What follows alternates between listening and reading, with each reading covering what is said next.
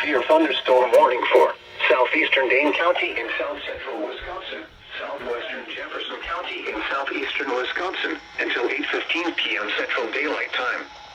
At 7:50 p.m. Central Daylight Time, a severe thunderstorm was located over Stoughton, moving east at 20 miles an hour.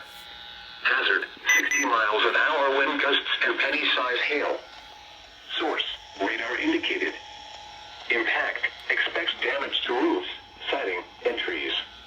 Locations impacted include Stoughton, Edgerton, Lake Koshkonong, Lake Ripley, Albion, Rockville, and Russellville. For your protection, move to an interior room on the lowest floor of a building.